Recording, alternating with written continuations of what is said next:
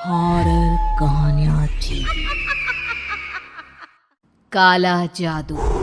अपने बेटे रिशु के माथे से टपकते हुए पसीने को देखकर सविता की हालत खराब हो गई। ऐसा आज पहली बार नहीं हुआ जब रिशु नींद से घबरा कर जागा है।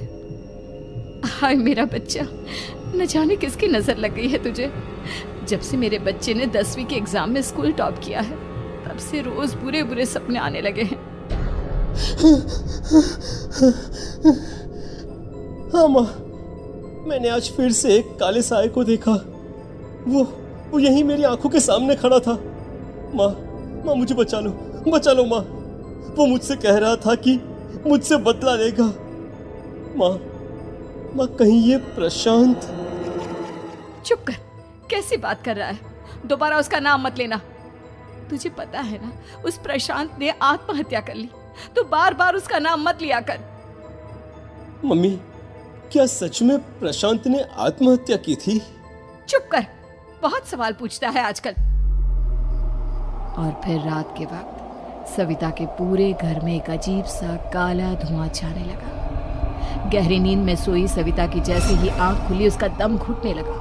वो दौड़कर रिशु के रूम की तरफ गई जहां उसके दरवाजे पर घूमती एक काली परछाई देख वो बुरी तरह से घबरा गई।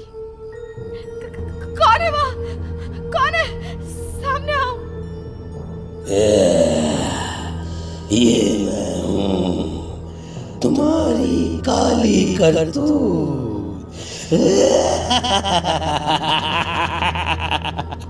और अब मैं तुम्हारे बेटे को ले जाने आया हूँ। नहीं, मेरे बच्चे को छोड़ दो प्लीज। मेरे रिशु को कुछ मत करना। वो परछाई रिशु के कमरे में घुस जाती है।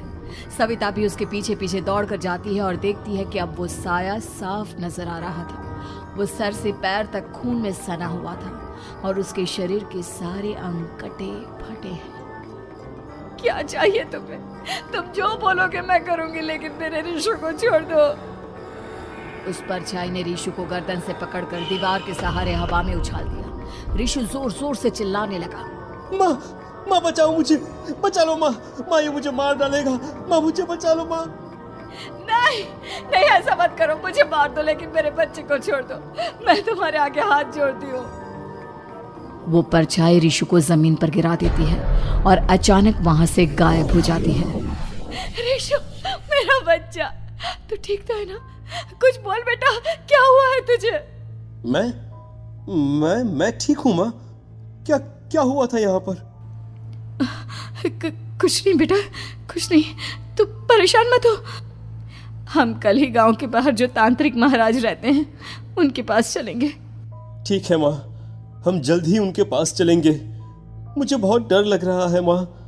ये बार बार मुझे डरावने सपने आना, ये सब हमारे साथ क्यों हो रहा है माँ? अगले दिन सविता अपने बेटे रिशु को लेकर गांव के बाहर तांत्रिक के पास जाती है। जिस जगह पर तांत्रिक रहा करता था वो जगह बहुत डरावनी थी। चारों तरफ कंकाल और खूब भूतियां नजर आ रही थी। गांव से दूर वीराने में उस जगह पर जोर से आंधी चल रही थी। रिशु ने डर कर अपनी माँ का हाथ पकड़ लिया। माँ मुझे बहुत डर लग रहा है। ये कैसी जगह है? देख बेटा, हमारे साथ जो कुछ भी हो रहा है उसका इलाज सिर्फ और सिर्फ ये तांत्रिक महाराज ही बता सकते हैं। अब यही है जो हमें प्रॉब्लम से बाहर निकाल सकते हैं। जैसे ही सविता और रिशु तांत्रिक की झोपड़ी के अंदर पहुंचे, वहां का नजारा देखकर उनकी आंखें फटी की फटी रह गई। तांत्रिक की झोपड़ी के अंदर कई सारे लोग अपनी गर्दन घुमा घुमा कर जोर जोर से चीख रहे थे। कौन हो तुम और यहाँ क्यों आई हो? महाराज, मेरे बेटे को कुछ दिनों से एक डरावनी काली परछाई नजर आती है और कल रात उसने मेरे बेटे पर हमला भी कर दिया।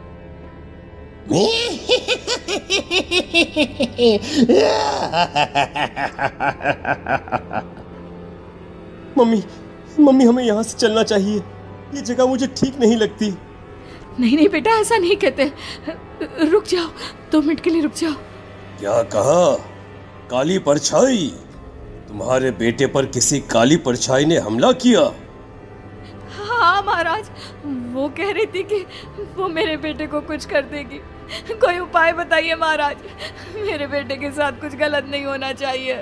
तुमने किसी दूसरे के साथ गलत किया है तो तुम्हारे साथ भी गलत होकर ही रहेगा। तुमने किसी की जान ली है, किसी को मार डाला है तुमने। नहीं महाराज, मैंने ऐसा कुछ नहीं किया। मैंने किसी की जान नहीं ली। मुझे कोई उपाय बताइए। लगता है तुम इतनी आसानी से नहीं मानोगी। मैं तुम्हें अभी उस काली परछाई से मिलवा देता हूँ और वही सारा सच तुम्हारे सामने लेकर आएगा। हाँ? सविता और ऋषु ने डर के मारे अपनी आंखें बंद कर ली। तभी अचानक तांत्रिक की झोपड़ी में अजीबोगरीब आवाजें गूंजने लगी। सविता और ऋषु बुरी तरह से कांप रहे थे। आंखें खोलो और अपने सामने देखो। क्या यही है वो जिससे तुम कल रात को मिली थी? बताओ मुझे। हाँ, इसने कल रात मेरे बेटे के ऊपर हमला किया था। ये उसी लड़के की भटकती हुई आत्मा है जिसे कुछ दिन पहले तुमने मार डाला था। मम्मी ये महाराज क्या कह रहे हैं? क्या सच में आपने किसी की जान ली है, किसी को मार डाला है? अगर हाँ तो बताइए ना मम्मी, किसको मारा है आपने? किसको? तुम्हारी माँ इतनी आसानी से सच नहीं बताएगी बेटा। इसने एक बच्चे की जान ली है। कहीं उसका नाम प्रशांत तो नहीं महाराज? वो मेरा दोस्त है, मेरा मतलब मेरा पड़ोसी है। सही पहचाना। देखा सविता, तुम्हारा खुद का बेटा भी जानता है कि तुमने किसी के प्राणों की बलि चढ़ा दी और इसीलिए अब उसकी बुरी आत्मा तुम्हारे घर में भटकती है। मुझे माफ कर दीजिए महाराज, मुझसे बहुत बड़ी गलती हो गई। प्रशांत हमारे पड़ोसी का बेटा था। हर बार उसके नंबर मेरे बेटे से ज्यादा आते थे और इसलिए मैंने उसके कमरे के बाहर काला जादू किया था, पर मुझे नहीं पता था कि वो मर जाएगा।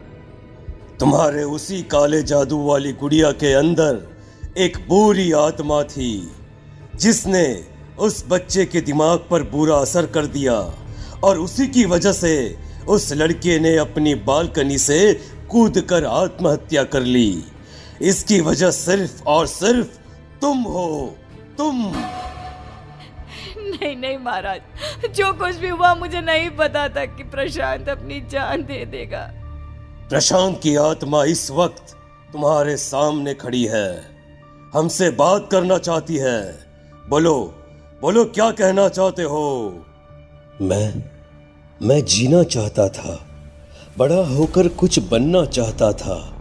आपके बेटे से मुझे कोई परेशानी नहीं थी।